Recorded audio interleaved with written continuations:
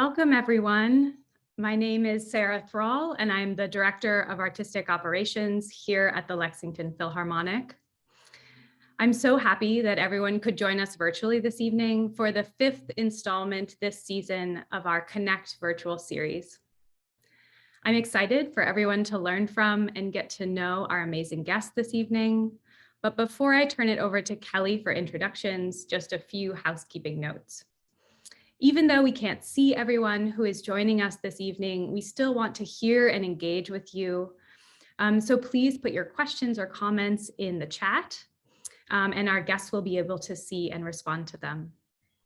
And for those of you joining us on Facebook, you can engage or ask questions in the comments. Our Connect talk this evening is hosted by Lexington Philharmonic's Interim Artistic Advisor, Kelly Corcoran. So without further ado, I will turn it over to Kelly. Thanks, Sarah. Well, good evening, everyone. As LexPhil embarks on the final chapter of our season focused on musical storytelling, we wanted to take a moment to engage in conversation with local Lexington community members inspired by the music of Ernest Bloch, the composer of Schelomo, Hebraic Rhapsody for cello and orchestra, which LexPhil will be performing later this month. Ernest Bloch celebrated the perception of himself as a Jewish composer, and our conversation today will explore the ways in which art interacts with faith and identity and the Jewish community in Lexington. We'll also have a broad discussion around Jewish music in the United States, historically and today, and we welcome questions from our audience along the way as well. We have 4 wonderful guests today, so I'm going to start with everyone introducing themselves, and let's start with Rabbi Wirtschafter.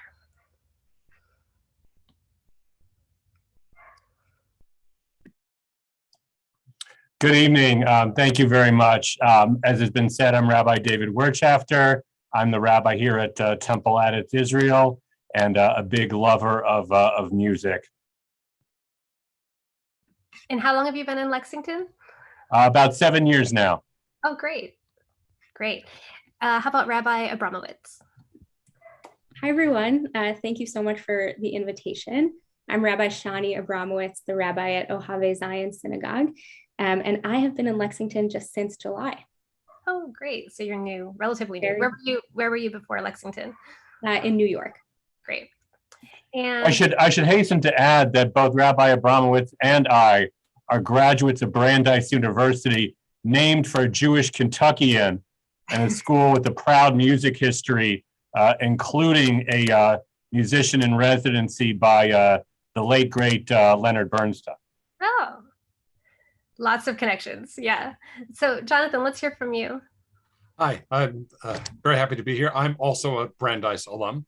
I'm a professor at the School of Music. I've been here nearly 40 years. And I'm also a member of Rabbi Abramowitz's congregation and former president a couple of times. And I'm delighted to be here to be able to talk about Jewish music and the community. Great. And Lorne? Hey, I'm Lorne Dechtenberg. I am director of Bluegrass Opera and Music Theater here in Lexington. I have been in bluegrass for about 15 years now, and I graduated with my DMA from UK. And I'm also a musician in residence at Temple Adath, Israel in Lexington. That's great. Well, we're so thrilled to have all 4 of you here today. And I encourage everyone watching to read more about each of our guests at their respective websites. And we're going to share those out with all of you as well. So thank you all for sharing your time with us today. Now, I'd like to start with some very broad conversations around what we consider to be Jewish music. Bloch wrote a series of compositions as part of his Jewish cycle, inspired by the Torah and Hebrew writings. And most of this musical work was in the early 1900s before he moved to the US in 1916. And he later writes of this work, quote, I have but listened to an inner voice, deep, secret, insistent, ardent, an instinct much more than cold and dry reason, a voice which seemed to come from afar beyond myself, far beyond my parents. This entire Jewish heritage moved me so deeply, it was reborn in my music. So I'd love to start here and hear from each of you in response to this question. What are the important elements that come to your mind when you think about Jewish music, generally and in the US specifically? And I do want to recognize that this is a huge question. It's like asking, what is American music? So there are many, many answers, but I would just love to hear from each of you personally about what Jewish music is to you. And Lorne, how about we start with you? Okay, that is a very broad question. And so I think when I reflect on, what is Jewish music, it's kind of like when you ask a baseball player, what's your favorite baseball team? Well, the one I'm playing for, obviously. So I think that, I reflect on Jewish music through the lens of what I currently do in Jewish music, which is I work as a worship leader, as an arranger, composer, choir director, things like that. But the field of Jewish music has a lot more uses than just worship, facilitating worship services, things like that. Music is also an integral part of all of our life cycle events. It's a big part of just the cultural existence of Judaism. Music is a part of everything that we do. A lot of our prayers are sung, whether through traditional chant melodies or through more modern settings by living composers. And every generation, for several now, have had a crop of wonderful composers that have enriched our literature. And just like you see with Christian music, how you have folks that are, that like to cling to the hymnal versus folks that have the more modern praise and worship style stuff. Full disclosure, I play for Protestants and Catholics and other denominations as well. So I've been steeped in a lot of different styles of music, but we have that same gamut from the more, I guess you would say, solemn, straight-laced to more contemporary, more non-classical, pop-based. There's even Jewish rap, Jewish metal, you name it. So really, we are a complete spectrum. And so, what I do, I like to play my guitar, my piano, and have my words be understood. I think you can relate as a conductor, Kelly, a fellow orchestra conductor, that music is a medium that we use to move people, right? It's a medium through which energy can be passed. And so whether you're doing that to help engage worship or to entertain or just to bring folks together, because that's something that music is uniquely able to do, despite all those funny boundaries that we put up between us and folks that aren't like us. Music has that ability. So Jewish music is whatever we choose to make it, as long as it's going toward one of those wonderful ends. Mm-hmm. Rabbi Abramowitz, how about you? Yeah, thank you. I love this question. And when I was thinking about it earlier today, the image that I had in my mind was time travel, that Jewish music, like so much music, is a portal really to connect us both to our past, to our heritage, to our tradition, and also to our future, to give us a sense of where we're headed, spiritually, culturally, politically, perhaps, in all of those different arenas of life. And when I think about the music in particular, I was actually thinking, it's not classical, but I was thinking about the sort of contemporary resurgence of klezmer music in America, and how that the klezmer sound is it's simultaneously mournful and jubilant.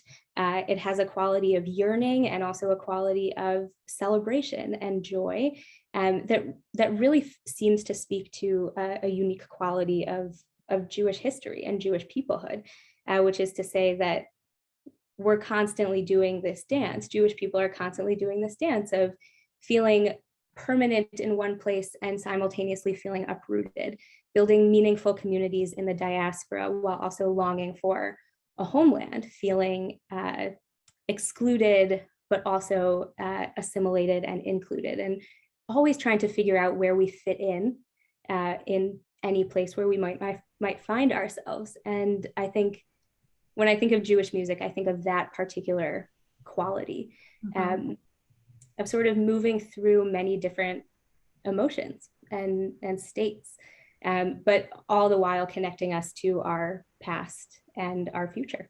Wow. That's a beautiful image, this idea of a portal and the music as a portal. It's a very beautiful image. Rabbi Wirtschafter, how about you? I would generally define Jewish music as something that pursues Jewish questions, explores a Jewish text, or tells a Jewish story. So since you challenge us to think about it, particularly in an American context, if we count our Canadian brothers and sisters as North Americans and therefore Americans, Leonard Cohen's Hallelujah, which Dr. Dechtenberg does a wonderful rendering of every year for us here at High Holidays, or Cohen's take on Unatana Tokef, Who by Fire, Bob Dylan's Highway 61, with its allusions to the Abraham and Isaac story, Bernstein's Chichester Psalms, or Paul Simon's civil rights movement ballad, He Was My Brother.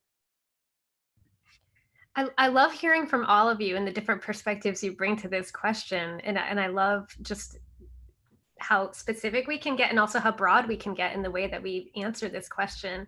And so, Jonathan, you're last, but I'd love to hear from you. And then I also love, your perspective. I know you talked a little bit in our discussions about how some composers that are Jewish have maybe tried to stay away from those parts of their identity, yet it's maybe come out in their music nonetheless. Sure. Well, thank you. As I love the other answers I've heard so far, but as an academic and somebody who was taught a course on Jewish music, in which the first week was basically what is Jewish music, and where I find it what the rabbis and Lorne have so far talked about is one really important part of Jewish music, but I can't separate Jews in music from Jewish music, and if we look at Jewish music in America, we have to remember that it was a Jewish composer who wrote the most, well, I don't know, it was still popular, the most popular Christmas song, White Christmas by Irving Berlin. And Rabbi Abramowitz mentioned klezmer music. So the question always is, well, if you have a bunch of non-Jews, a non-Jewish ensemble playing klezmer music, is that Jewish music? Of course, yes. But, when Leonard Bernstein, yes, when he writes the Chichester Psalms, which I'll say something in a moment, that's certainly Jewish music. When he writes Candide or West Side Story, is that not Jewish music? So it's just so broad, and the difference between Yo-Yo Ma playing, say, the Bloch, and a Jewish cellist playing Bach. Where is it? The role of Jews in music is important, but now I might come back to some others, but just this idea of, for Bloch is somebody that from the beginning, he needed to be a Jewish composer. And there are other composers, Rabbi Wirtschafter mentioned Bernstein, who spent a good deal of his, partly this is the American, being Jews in America, there's this tension between just being American and being Jewish. And I think we'll probably come back to that. And it's not always a tension, but it often is, especially, there have been times in which it's hard for a professional to make advances if you are, too Jewish. So Bernstein, who was, at least to other Jews, was obviously Jewish all the time, avoided being Jewish in his compositions, except he couldn't help it at times. So after the assassination of JFK, what did he do? He wrote a Jewish composition, the Kaddish Symphony. That's the way he dealt with it. And so there are many examples, but Arnold Schoenberg didn't start out as American, but he left Austria and came to America in 1933. He was born in 1874. And he was very much into this theoretical approach to, in a way, abstract music, 12-tone, atonal music. But after the war, it took a year or two, but he had to react to what had happened in the Holocaust. And one of the most, if the listeners don't know this work, I strongly recommend it, though you've got to be prepared to be moved by it very strongly. A Survivor of Warsaw, which he wrote in 1947, 48. And it's a powerful piece. And he just, in the face of the Holocaust, he couldn't resist anymore, it seems to me. He had to express that.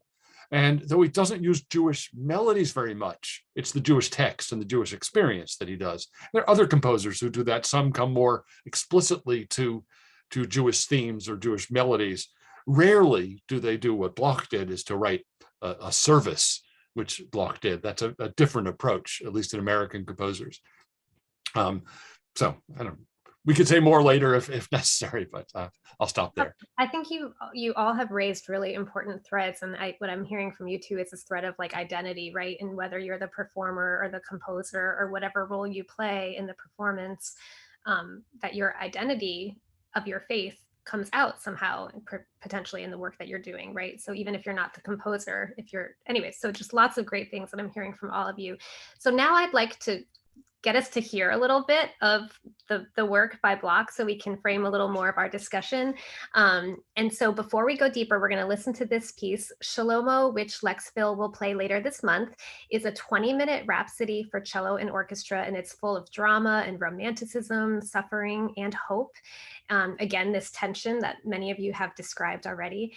And the orchestra and cello solo play equal roles, and the work is inspired by the story of King Solomon. Schelomo is the Hebrew name for King Solomon. So we're going to listen to a little bit of the end of the piece, and then we'll talk a little bit more after that.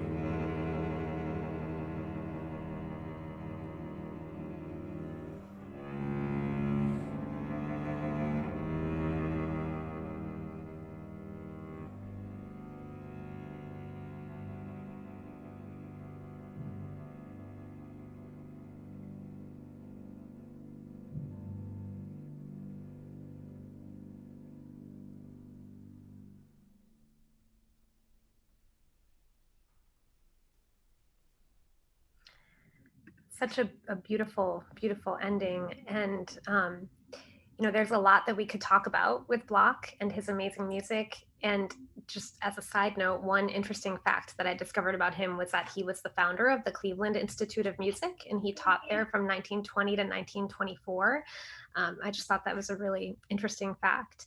But let's focus on this music and the subject matter for a moment. And I'd love to start with Rabbi Wirtschafter and Rabbi Abramowitz to hear a little bit about the story of King Solomon and the facets of his identity. And was there anything in the music that you just heard that connected to that story for you? Like, did you hear that story coming forward in the sounds we just heard? Rabbi, you want to go first? Sure. I'm happy to jump in. Wow, that is a really remarkable piece and feels very true to the character of King Solomon. So he is the son of King David and Bathsheba, and he is credited for constructing the first temple in Jerusalem. And he's also credited with authoring the book of Proverbs, the book of Ecclesiastes, and Song of Songs. So he's known really for his wisdom, but also his political leadership and his military might. He's also known for being extremely wealthy and a very extravagant leader. And later in his life, he actually, there's sort of a downfall that he experiences. He becomes quite greedy, descends into idolatry, marries many, many women, and he dies. And actually after he dies, the kingdom splits. The united monarchy in Jerusalem then splits into a northern and southern kingdom. And so for all of those reasons, King Solomon is an enigma in lots of ways. But primarily he is remembered as being the constructor of the first temple and for being the author of much of our tradition's wisdom literature. So he has a very powerful and ultimately positive legacy in our tradition.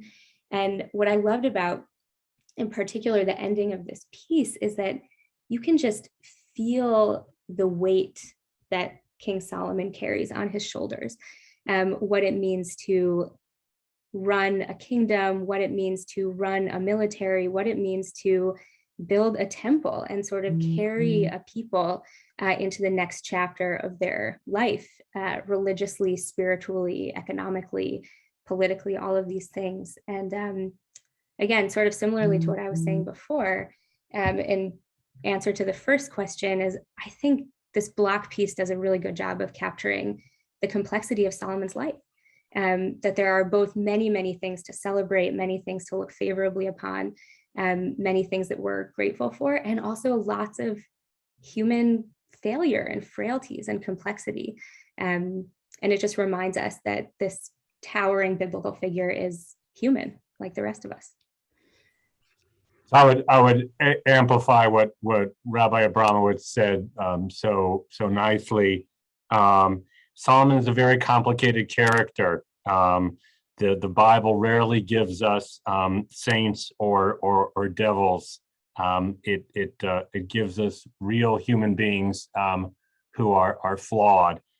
Given the opportunity to wish for anything at all rather than riches or eternal life, Solomon asks for wisdom and is granted wisdom and is lauded for asking for that when he could have asked for anything.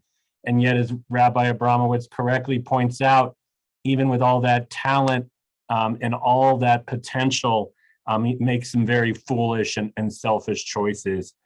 So on the one hand, we've got this character who is biblically flawed and yet lauded by the rabbis, as Rabbi Abramowitz points out, is accredited according to our sages as the author of Ecclesiastes, Proverbs, and the Song of Songs. I think what we hear in that cello, so masterfully played by the soloist, whose name I don't wish to mispronounce, so I'll leave it to other experts and panelists to get it right. But the cello so powerfully conveys that authority, that gravity, as Rabbi said, the the burdens of leadership, and also its legacy and its joy.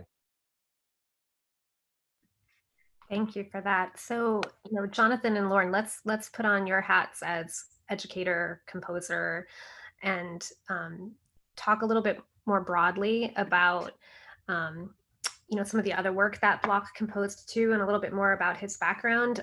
In a minute, we'll hear a little bit about his sacred service that he wrote in the 1930s as a setting of the Hebrew liturgy. And so I'd love to hear your thoughts on the use of liturgy and the structures of worship in composition.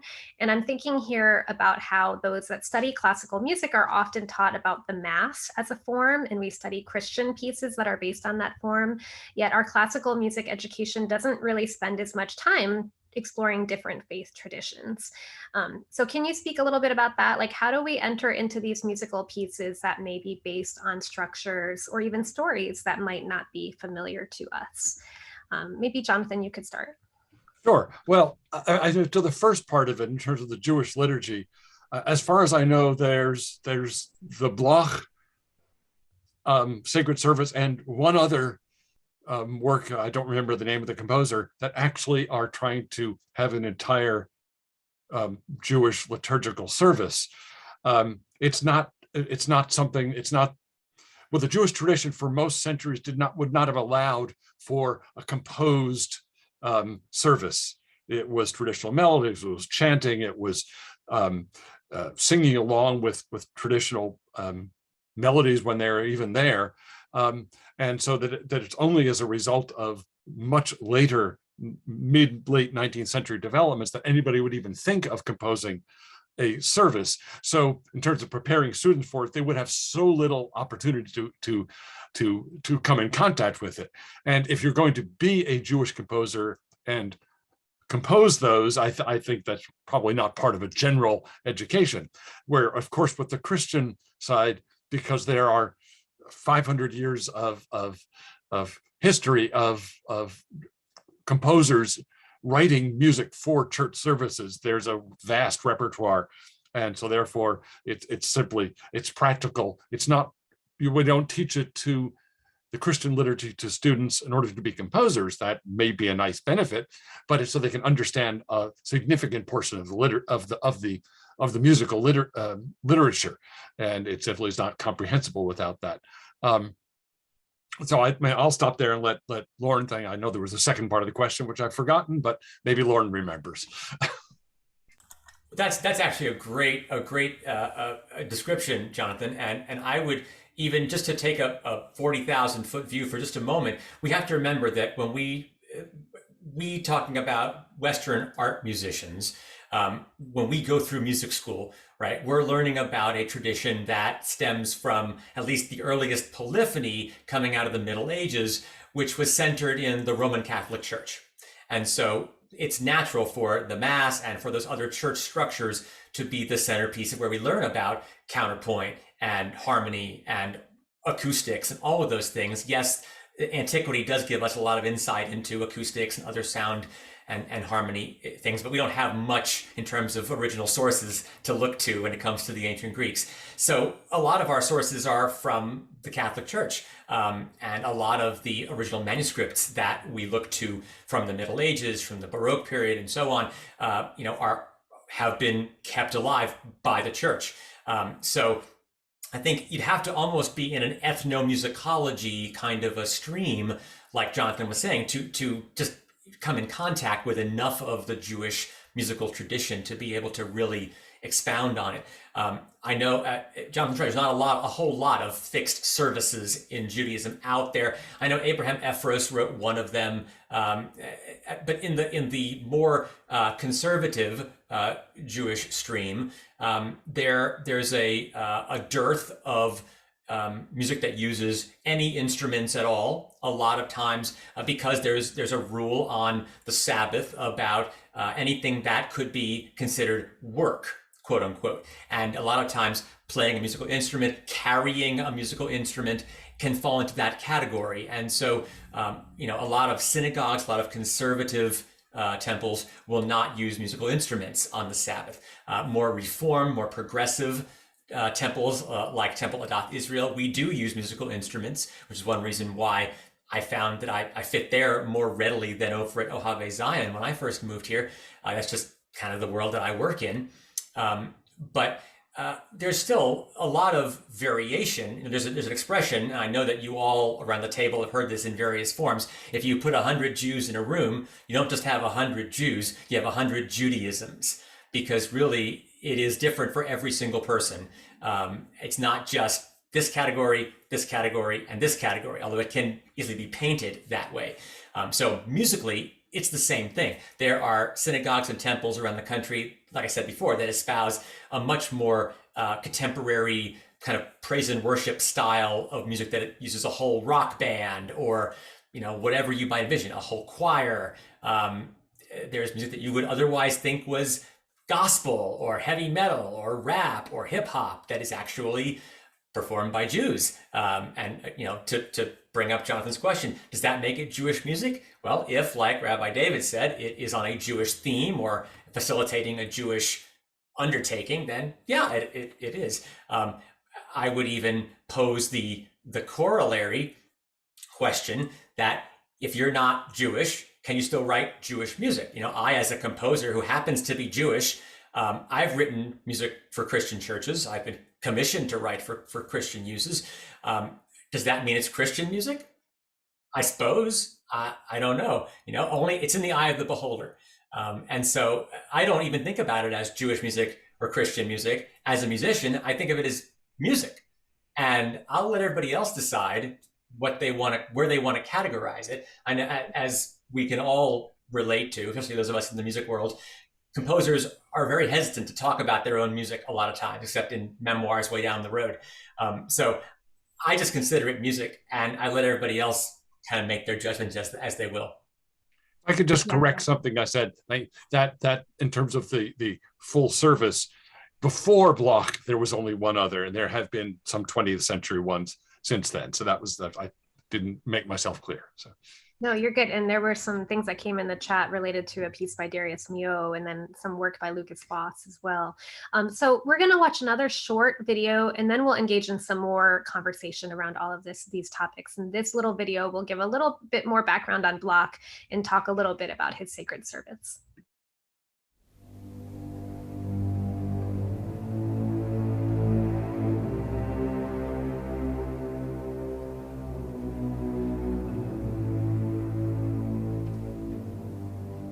Born in Switzerland in 1880, Ernest Bloch was a rare artistic spirit, a larger-than-life figure who created some of the world's finest music during the first half of the 20th century.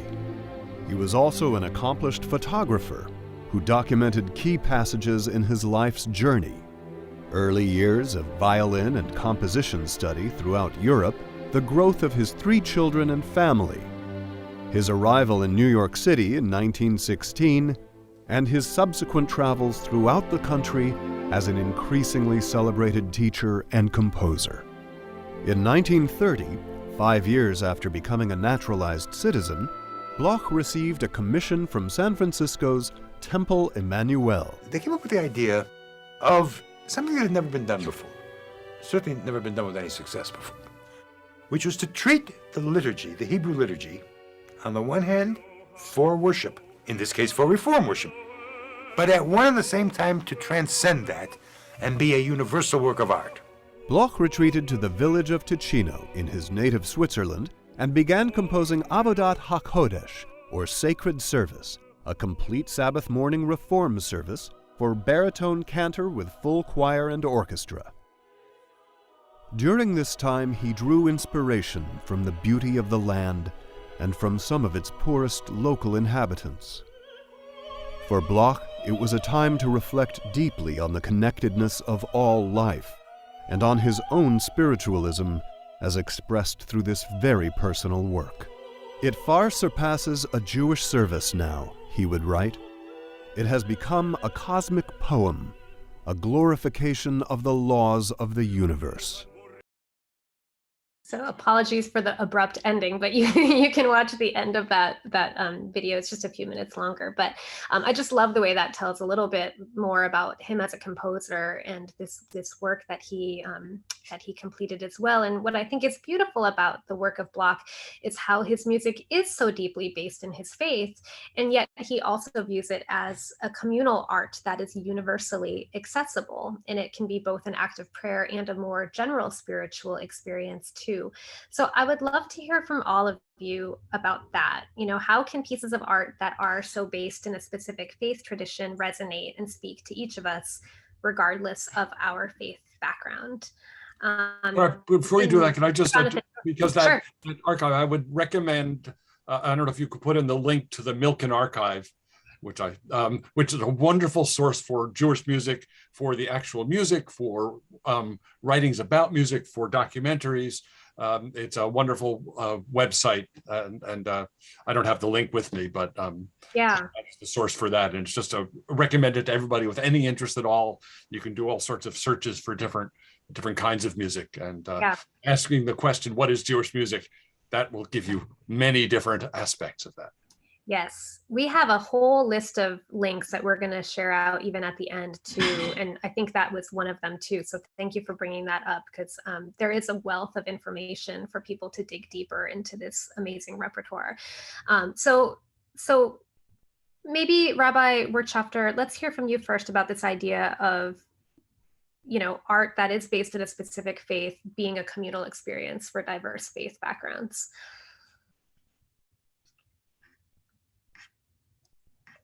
Are we answering that in the interfaith context, or is that a question for later in the panel?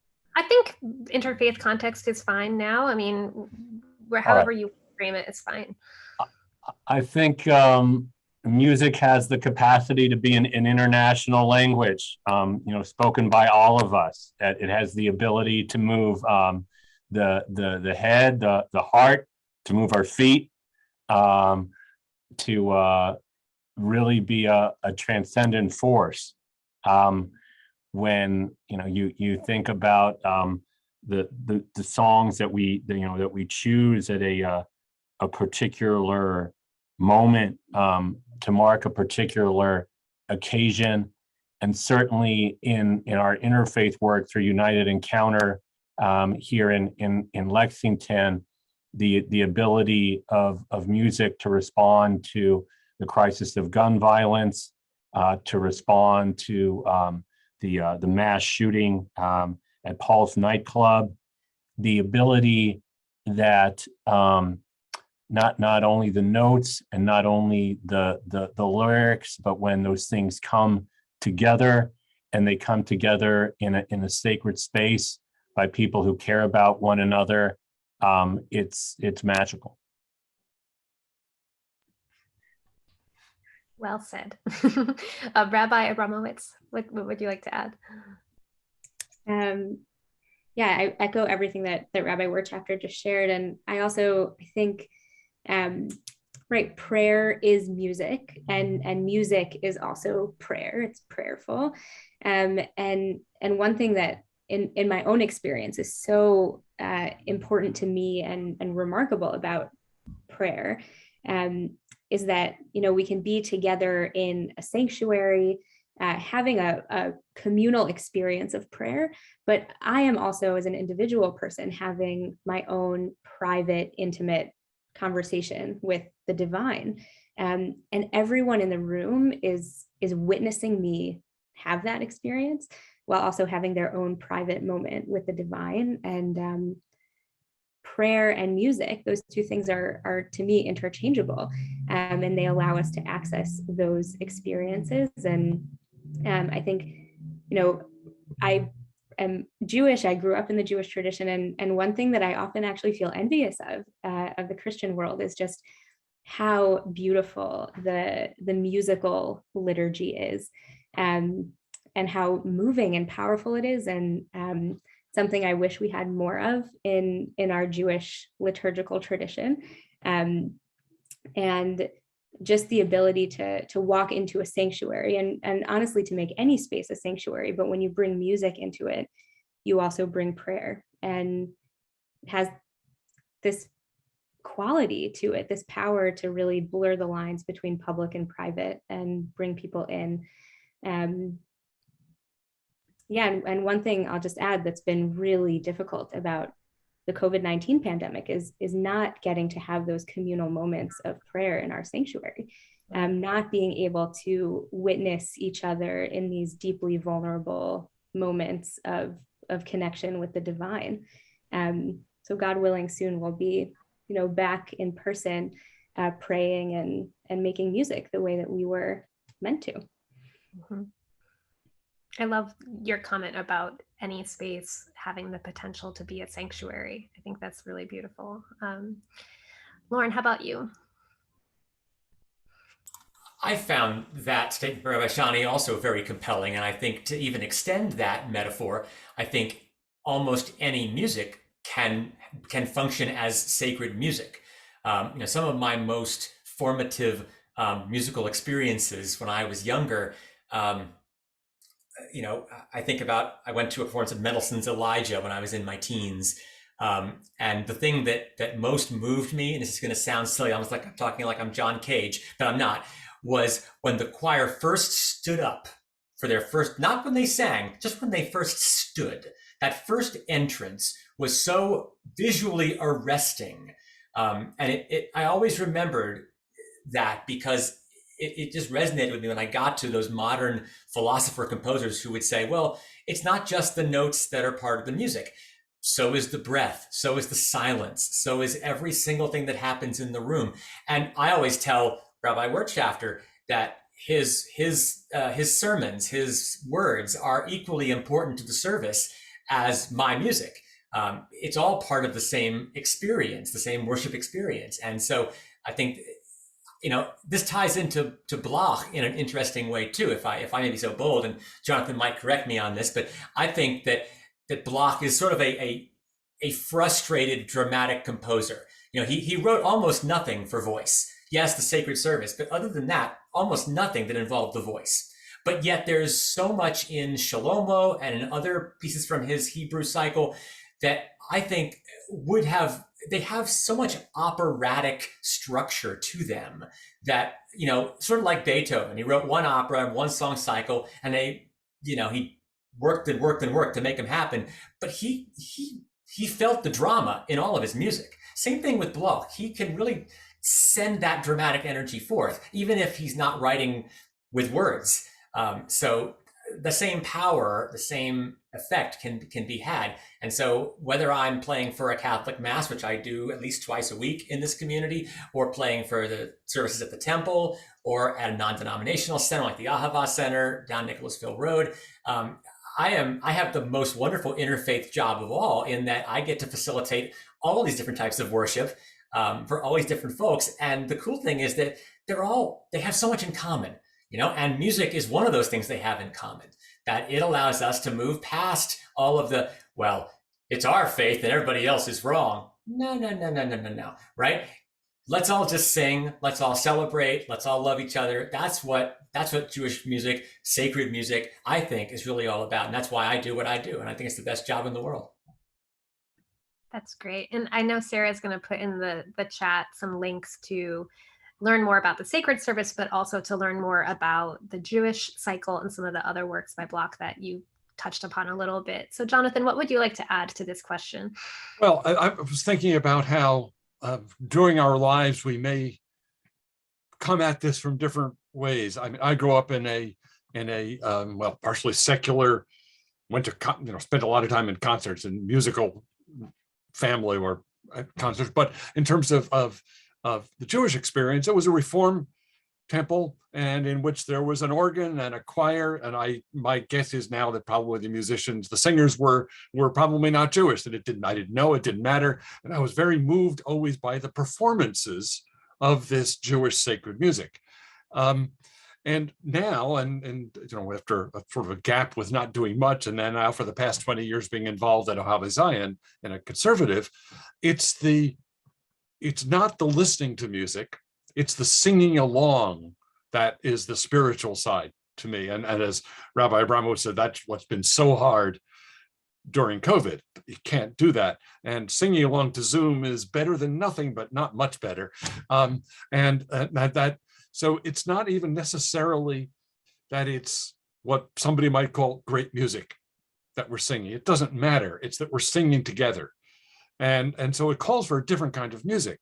And so as wonderful as Bloch's sacred service is, I don't think for me, it would do it. It would not be the spiritual experience for me at this point, because I would be listening instead of participating. And so that, I think that's the change in life, change in the way we look at things. And for me right now, that's what's important. Now, I get moved by music all the time. It doesn't matter what kind of music it is. And because of what I teach, I'm more often teaching Christian music or Catholic music. And I can get completely moved by a Josquin motet or a Monteverdi psalm. But then going to synagogue, I want to sing. So anyway, so that's just where I would want to add there. Yeah.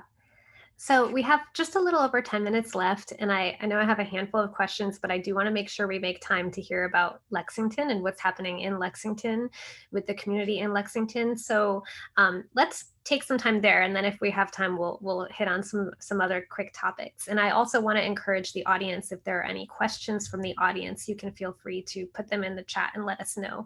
But could you each just tell us a little bit about the work that you do in Lexington and how you have seen the Jewish community in Lexington change or evolve during the time that you've been there? And I know some of you have been there like less time than others, but I just would love to hear a little bit about Lexington specifically. Maybe Rabbi Wirtschafter, would you like to start? If you don't mind, I'd like to give Jonathan the chance to go first. He's been here the longest and has witnessed the most change and has served in the widest variety of roles. That's great. Sure. Well, I must say, though I've been here, except Rabbi, you were here before I came. You went away. Somehow that hasn't been mentioned yet. You started out. Touché. But no, I have to say, when I first came to Lexington almost 40 years ago, it was during my non-involvement in Jewish communal life. I was just busy being an academic and trying to survive and to publish and do all those things. And what so often happens, and this is just personal for a moment, that for my wife and I, we both lost a parent in the same year. And one of the things you do is you want to say the Kaddish, the prayer that one says to honor God and the memory of somebody that has died. And so we said, okay, let's go to the weekday service at Ohavay Zion. And for those of my generation, it was fairly soon. It was that old V8 commercial. I could have had a V8, and so we could have been in this community for 20 years that we missed out. So I can't really say much about the development of the community, except to say that one thing that certainly has changed, primarily, I guess, from when our previous rabbi and when Rabbi Smolkin and when Rabbi Wirtschafter arrived, that there was a long history of the two congregations having very little to do with each other. And unless they were, as Lorne had talked about earlier, different ways of approaching Judaism. And there were attempts by the two rabbis to get together. And I have to say that a very moving experience, Rabbi Wirtschafter, was, I don't remember which year it was, but second day, or maybe even first day Sukkot, which was a weekday, in which one of the fall festival, in which the Adath Israel did not have a service, and in walked Rabbi Wirtschafter into OZS, Ohavay Zion, with his family, and it was, the community was changing. We were coming together, and that's one thing that has certainly changed. And now we regularly do things. We are a community again, instead of two separate entities within a community. So I think that's not that we do everything together. We don't agree on everything, but we try to get together. And I think that is continuing with Rabbi Abramowitz. And I think that's how we're going to move forward. But that's certainly a change that happened in fairly recent years. I think like all not-for-profit organizations, the American Jewish world has seen tremendous change, especially here in Lexington, mid-sized towns such as ours. And for those who go back to the 60s and 70s, a time where IBM had 8,000 employees here, and now Lexmart has maybe about 800. So while the city has grown in terms of population, and its diversity has grown tremendously and for the better, in terms of internal and structural challenges of our houses of worship, our not-for-profit boards, the caring and nurturing that we do for one another, we've seen real change on those matters, and it's not always easy to keep up with those changes. I think we've been blessed in recent years, even with all of the traumas we've sustained, that we've had leadership, especially from Bishop John Stowe, from my friend Mark Johnson at Central Baptist, and many others, bringing us together, including the use of music to remind us of our common humanity at a time that our country and yes, even our state have been painfully divided. And there continues to be a role for worship in that. And I hope, as we say in Hebrew, b'meherav b'yameinu, speedily in our days, we're going to get together and dance a hora, a dance of joy, when we're able to unmask and to sing and to celebrate our humanity with one another once again. That's great. Rabbi Abramowitz or Lorne, would you like to add anything about Lexington? And I know you're relatively new, Rabbi Abramowitz. Yeah. Yeah, I'm happy to jump in here. Right. I've only been here since July, and it's been incredible. This is, I grew up in the Chicago Jewish community, lived in New York City, come from really big Jewish communities. And one thing that's just been really a privilege, both personally and professionally, is learning the contours of a smaller Jewish community and really seeing how every Jewish organization in town, has a relationship, works together, really takes care of each other. And coming and starting a new job in a pulpit, in a congregation during the COVID pandemic presents its own unique challenges, but I've been really humbled by the community and just how we've navigated lots of last minute changes, lots of pivoting, lots of creativity and flexibility in terms of how we're supporting one another across organizations. And it's been incredible. And I'm really, as we all are, I'm really looking forward to, being able to explore Lexington post-pandemic and to really get out and learn more about this amazing, amazing city.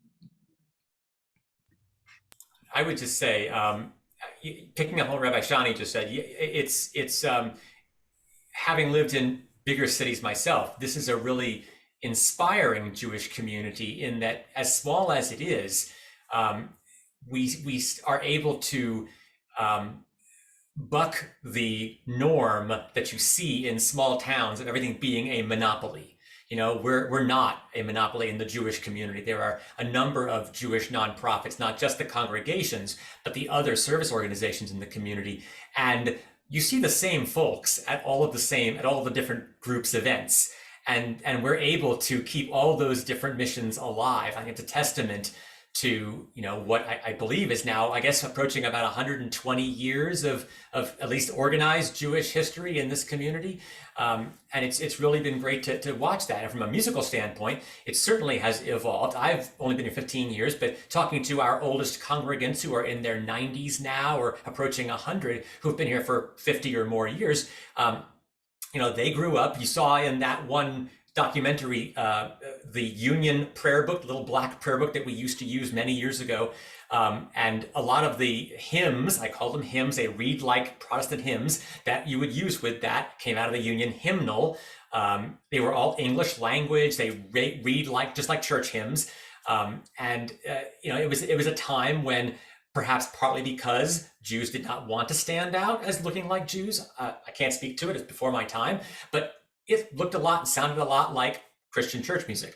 Nowadays, you see a lot more contemporary, infusing modern sounds, pop music language, all kinds of other styles that are more vernacular and common. And it's trying to follow the trend of what is hip and what is popular, just like every other nonprofit is, and being relevant and staying a force in people's lives.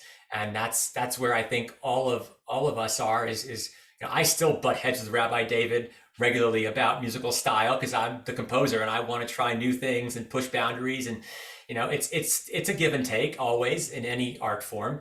But I think we continue to make progress, and progress is always gradual. But we just have to keep at it, not lose faith, and continue to do what we love to do, and hopefully that will get us where we want to get to. That's great. So we're getting close to the end of our time, and I know we could keep talking about a lot of additional things, right? More about Bloch, more about interfaith dialogue and work and all of these things. And so before we wrap up, I would love to invite each of you to just add any final thoughts or final comments before we wrap up.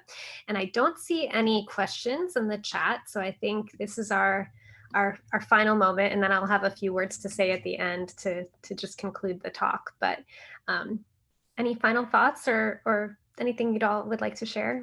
And whoever would like to go first is fine.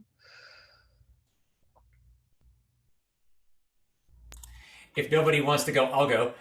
Leave it to the composer to open his mouth. I would just say, speaking as somebody who, in bluegrass opera, we like to champion new works, things that don't have a long performance history. And one of the most challenging things in sacred music is works that don't have a long performance history, because we rely so heavily, as Jonathan said, on tunes that have been passed down through generations. We call a lot of those chant melodies nusach melodies. And so I think one of the things that just I like to ask whenever I get the chance to ask people is be open to new music, new ideas. Don't close yourself off and just say, oh, well, I already know, that's what I want. In this age, especially now post-pandemic, but in our age of social media, we all put ourselves in our little isolation chambers of what we already know. We keep repeating what we already know. We surround ourselves with folks who like to say what we think. And I would just urge folks to let music be one of those spaces where give it a shot. Open your ears, open your mind, open your heart, see what comes in. You might be surprised. I would just say that, once COVID is over and we can be more open to the public, we would be delighted for people to come and visit a service and see what our music is like, what our singing is like. Right now, it's a little bit difficult because of COVID, but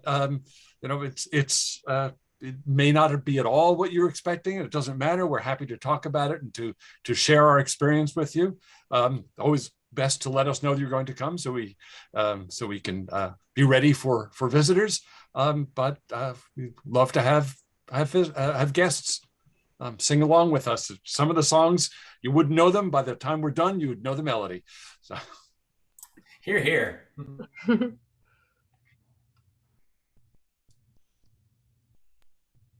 think I see Rabbi Wirtschafter unmuting, maybe? Yeah. Yes. I can't stay quiet too long. No, you're good. First of all, I just want to say Toda Rabah, thank you to Lexington Phil for hosting this program and for bringing this composer to broader attention. Certainly, I've learned some things from it. And on a personal note, I didn't realize that he was the in-house musician, the musician in residence, if you will, at Temple Emmanuel in San Francisco, where my wife and I got married 25 years ago, and she's still with me. So it's these stories, these histories remind us of our interconnectedness. And as Jonathan said, we look forward to an opportunity to really fully reopen our houses of worship again. Right now, it's not safe to do that because of the pandemic, and because of some safety reasons, we tend to keep our Zoom account closed to the temple community. But we are available via Facebook. We do live stream every service, but the second service of the month, because it's a family Shabbat, and we want to protect the identity of our religious school students. And unfortunately, there are some bozos out there. So with the exception of that one, our services are open to the public, and a great opportunity to learn about what we're singing, the music we create, the values that we preach. And this has been a terrific opportunity to celebrate the ability of Lexington to come together. So once again, thank you. Thank you. I also want to say thank you. This was such a wonderful conversation. I also learned a lot. And, starting tomorrow, at least in my work week, I'm going to start transitioning to, prepare for Shabbat and enter Shabbat, which I think, as John and Lorne and Rabbi Wirtschafter all mentioned, is the time really during the week when we do the most singing. That's when we come together for services, for worship. And I think I'm going to have a different kind of experience this Shabbat when I'm praying and when we come together as a community. I'm just thinking about Jewish music really differently, and thinking about how it speaks to my soul and to our spiritual experience together. Just really grateful. Thank you. Thank you. Well, we are looking forward to LexPhil's performance of Bloch's Schelomo, Hebrew Rhapsody, as part of our concert entitled Transfigurations at the Singletary Center for the Arts on Friday, February 25th. We recognize that February 25th is a Friday night, which coincides with the observance of Shabbat. LexPhil strives to offer a balance of both Friday and Saturday evening performances each season, and that this particular concert is scheduled for a Friday evening is an unfortunate scheduling conflict on the part of LexPhil. If you are unable to join us on Friday, February 25th, we do invite you to listen to the radio broadcast of the concert by our media partner, WEKU 88.9, and the broadcast dates are Sunday, April 3rd at 8 p.m. on 88.9 FM, or online on Wednesday, April 6th at 9 p.m. at WEKU Classical. So more information about the concert and the radio broadcasts can be found on our website. So I do want to just thank you all for being here today. We are so grateful for your time, and I encourage everyone watching to learn more by visiting the links that we've been putting in the chat. And you can also view any of our past Connect talks through our website at www.lexphil.org/connect-stories. So I want to thank you again, all four of you, for being here, for taking the time, for engaging in such meaningful conversation, and just